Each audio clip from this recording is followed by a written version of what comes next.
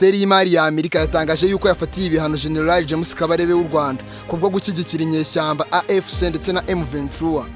Undi wafatiwe ibihano ni bwana Lawrence Kanyuka usanzwe ari umuvugizi wa M23.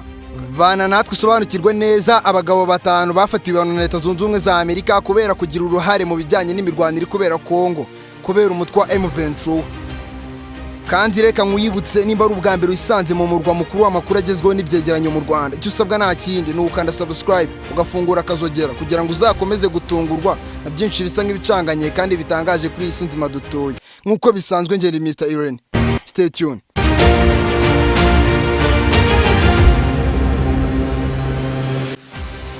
Nk'uko nabibabwiye, Minisiteri y'Imari ya Leta Zunze Ubumwe za Amerika yafatiye ibihano James Kabarebe, umuyobozi usanzwe ari mu ngabo z'u Rwanda. Uyu mugabo nta kindi kintu cyatumye bamufatira ibihano ni ugushyigikira ingabo za M23 ndetse na AFC muri Repubulika ya Demokarasi ya Kongo, abaherutse gufata umujyi wa Goma ndetse na Bukavu, bakaba bari no gushaka gufata aho bita Uvira. Bimwe mu bihano aba bagabo bombi bafatiwe ni ugufatirwa imitungo yabo bafite muri Leta Zunze Ubumwe za Amerika. Kuri Generali wavuye ku rugerero James Kabarebe, akaba asanzwe ari n'umunyamabanga muri Minisiteri y'Ububanyi n'Amahanga ushinzwe ubutwererane bw'akarere, ibiro bishinzwe ubugenzuzi bw'imitungo y'abanyamahanga muri Minisiteri y'Imari ya Amerika. Bavuga yuko ari umwe mu bambere mu banyarwanda bafasha M23 kugira ngo izamuke cyangwa itere igisirikare cya Kongo FARDC. Iyi ngiyi ikaba ari imwe mu mpamvu rero Leta Zunze Ubumwe za Amerika zafatiye ibihano James Kabarebe w'umunyarwanda. Undi mugabo wafatiwe ibihano na Leta Zunze Ubumwe za Amerika bamwita Brigadier General Nyamvumba w'umunyarwanda nawe. General Nyamvumba nawe ni umwe mu basirikare bakomeye cyane mu gisirikare cy'u Rwanda RDF, Rwanda Defense Force, yagizwe umuyobozi w'ishuri rikuru rya RDF, Rwanda Staff College, ku itariki Nzeri mu mwaka wa 2023. Mbere y'uyu mwanya General Nyamvumba yari ashinzwe ibikorwa bya gisirikare muri division ya gatatu RDF. Mu ntangiriro za 2022 iyi division ya gatatu yari yobowe na General Nyamvumba yinjiye muri Repubulika ya Demokarasi ya Kongo DRC. Iki gihe yinjiyemo iri kumwe n'umutwe wa M23 ngo bagiye gutera ingabo z'igisirikare cya Kongo FARDC. Ngibi ni bimwe mu bintu byatumye abasirikare benshi ba FARDC barwanira igisirikare cya Kongo DRC bapfa cyangwa bitaba Imana. Ibi ngibi byatumye General Nyamvumba afatirwa ibihano bikomeye cyane na Leta Zunze Ubumwe za Amerika mu kwezi kwa gatatu mu mwaka wa 2023. Icyo yaziraga ngo nta kindi ni uguteza umutekano mukeya cyangwa se akaduruvayo muri Repubulika ya Demokarasi ya Kongo, by'umwihariko mu ntara ya Kivu y'Amajyaruguru mu Birasirazuba. Nubwo uyu mugabo yahawe ibihano, Perezida Paul Kagame His Excellence imfura y'u Rwanda yamuhaye cyangwa yamugiriye icyizere kugira ngo ayobore RDF, Rwanda Defense Force Staff College.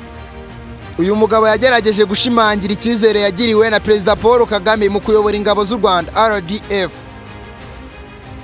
Ku mwanya wa gatatu turasanga uwo bita Bernard Maheshe Byamungu, umwe mu bayobozi bakomeye cyane b'umutwe wa M23 cyangwa se umutwe wa M23.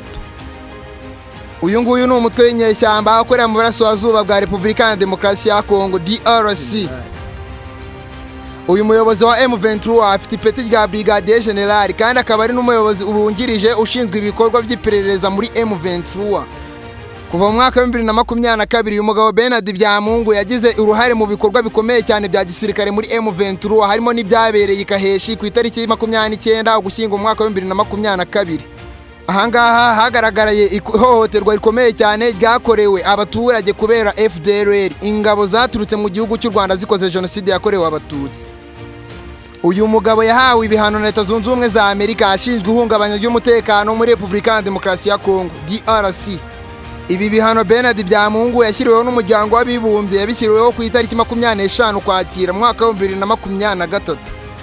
Ibi bihano byaje bikurikira ibindi byafashwe na Leta Zunze Ubumwe za Amerika ku itariki 24 Kanama mu mwaka wa 2023, aho yashinjwaga kuba umwe mu bayobozi b'ibikorwa bya M23.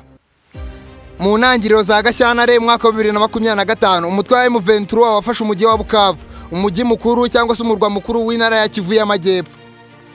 Icyo gihe umujyi wa Bukavu ufatwa na M23, Bernard Byamungu nk'umuyobozi mukuru yagaragaye imbere y'ibiro by'ibikuru by'intara ya Kivu y'Amajyepfo i Bukavu.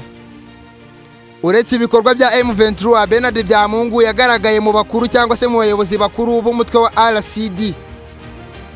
mu myaka yashize aho yahawe ibihano ashinjwa ibikorwa by'ikiremwa muntu bibi cyangwa se ihohoterwa ry'ikiremwa muntu. Undi mugabo wa kane wahawe ibihano na Leta Zunze Ubumwe za Amerika bamwita Colonel Salomon Tokolonga. Uyu mugabo Tokolonga ni umwe mu basirikare bakuru ba Repubulika ya Demokarasi ya Kongo mu ngabo zaho za FARDC. Uyu mugabo mu mwaka wa 2023 yashinjwe kugira uruhare mu mitwe yitwaje intwaro izwi nka Wazalendo. Iyi mitwe izwi nka Wazalendo yateje akaduruvayo cyangwa se umutekano muke mu burasirazuba bwa Kongo. Ibyo ngibyo byatumye Leta Zunze Ubumwe za Amerika zifatira ibihano uyu mugabo ku itariki 24 Kanama mu mwaka wa 2023. Ahangaha yashinjwaga umutekano muke cyangwa se guteza akaduruvayo mu burasirazuba bwa Kongo cyangwa se mu karere k'ibiyaga bigari muri rusange.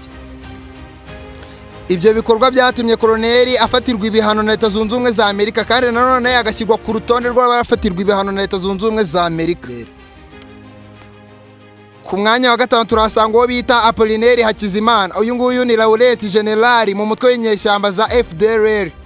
Uyu mugabo mu mutwe w'inyeshyamba za FDLR akora nka komiseri ushinzwe ingabo cyangwa se ushinzwe imibereho myiza y'ingabo muri rusange.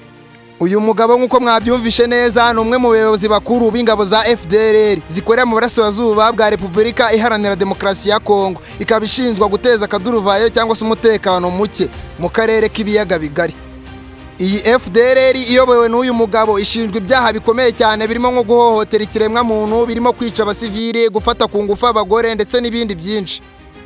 Umwe mu bayobozi bakuru rero uyu mugabo Hakizimana yagize uruhare rukomeye cyane mu gutegura ndetse no guhohotera ikiremwa muntu mu bikorwa byakoze na FDLR mu burasirazuba bwa Repubulika Iharanira Demokarasi ya Kongo. Kubera izi mpamvu kandi zo gufasha cyangwa se gushyigikira umutwe wa FDLR mu guteza akaduruvayo cyangwa se umutekano muke mu burasirazuba bwa Kongo, yashyizwe ku rutonde rw'abagabo Loni yafatiye ibihano cyangwa se bagomba gufatirwa ibihano ku itariki 20 Gashyantare mu mwaka wa 2024. Uyu mugabo yafatiwe ibihano hashingiwe ku ngingo ya 7B, 7E ndetse na 7E. Umwanzuro 2293 wafashwe mu mwaka wa 2016. Nk'uko waje kongerwa ku mwanzuro 2388 wafashwe mu mwaka wa 2023. Uyu mwanzuro cyangwa se ibihano byafashwe kubera yuko umuyobozi Hakizimana uyobora umutwe wa FDLR yakoze ibikorwa bijyanye no guhungabanya umutekano muri Kongo cyangwa se guteza akaduruvayo muri Repubulika ya Demokarasi ya Kongo, by'umwihariko mu burasirazuba. Reka nshimire wowe twabanye mu kiganiro kuva gitangiye kugeza kirangiye. Nk'ibisanzwe ngeri Mr Irene wakibagejejeho. Kandi reka nkwibutse nimba ukunda ibyo dukora umunsi ku munsi wadukurikirana ku zindi mbuga nkoranyambaga zacu nka TikTok, nitwa Mr Irene News. Jyaho kandi follow mu gihe ushaka gukurikirana amavideo yacu mu buryo bugufi. Kandi nanone nimba ari ubwa mbere wari wisanze mu murwa mukuru w'amakuru agezweho n'ibyegeranyo mu Rwanda, icyo usabwa nta kindi ni ugukanda subscribe ugafungura akazogera kugira ngo uzakomeze gutungurwa na byinshi bisa nk'ibicanganye kandi bitangaje kuri isi nzima dutuye. Ndabashimiye cyane, naho ubutaha.